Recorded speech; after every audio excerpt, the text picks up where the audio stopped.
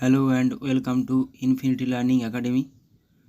আজকে আমরা clerkship 2024-এর first ক্লাসে গুরুত্বপূর্ণ 20টি জিকে প্র্যাকটিস করব, যেগুলো আপকামিং প্রত্যেকটা পরীক্ষার জন্য গুরুত্বপূর্ণ। ফার্স্ট কোশ্চেন, ভারতের নৌবিদ্রোহ কত সালে হয়েছিল? 1946 সালে। ভারতের সর্বাধিক জনবিরল রাজ্যটি কোনটি? জনবিরল রাজ্য সিকিম। এখানে পার্সেন্টেজ দেওয়া থাকলে অরুণাচল প্রদেশ। পৃথিবীতে সবচেয়ে বেশি ডাকঘর আছে কোন দেশে? ভারতে। পানিপথের প্রথম যুদ্ধ কবে হয়েছিল? কত খ্রিস্টাব্দে? 1526 খ্রিস্টাব্দে।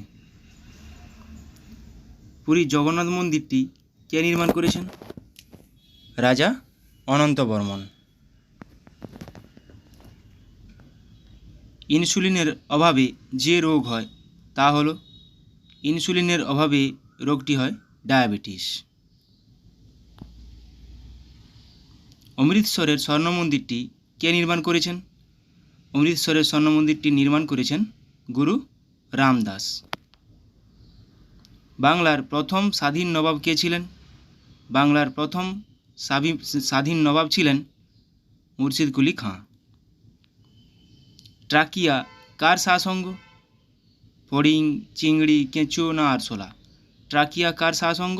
আরশোলার। মালিক কাফুর কার বিশ্বস্ত সেনাপতি ছিলেন? মালিক কাফুর বিশ্বস্ত সেনাপতি ছিলেন আলাউদ্দিন খলজির। জটায়ু চরিত্রটির স্রষ্টা কে হলেন? জটায়ু চরিত্রটি সৃষ্টি করেছেন কে? সত্যজিৎ রায়। ভারতের প্রথম রাষ্ট্রপতি কে ছিলেন? ডক্টর রাজেন্দ্র প্রসাদ। ভারতের স্থল, নৌ ও বিমান বাহিনীর প্রধান কে? রাষ্ট্রপতি। ফারুকসিয়ারের ফরমান জারি হয় কত সালে? ফারুকসিয়ারের ফরমান জারি হয় 1717 সালে। কপালকুণ্ডলা উপন্যাসটি কে লিখেছেন? কপালকুণ্ডলা উপন্যাসটি লিখেছেন বঙ্কিমচন্দ্র চট্টোপাধ্যায়। নেপালের প্রধান নদীর নাম কি? নেপালের প্রধান নদীর নাম কালীগণ্ডক। আলোকবর্ষ কিসের একক? ভরের, সময়ের, দূরত্বের না ওজনের? আলোকবর্ষ দূরত্বের একক। হিমানী সম্প্রপাত ঘটে কোন অঞ্চলে?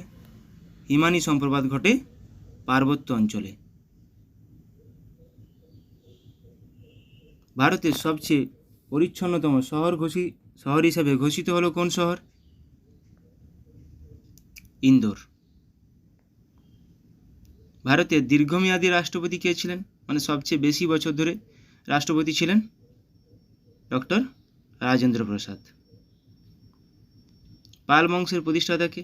এটা তোমাদের জন্য হোমওয়ার্ক থাকলো, কমেন্টে জানাও। 20 কত পেয়েছো কমেন্ট করে জানাও। Thank you.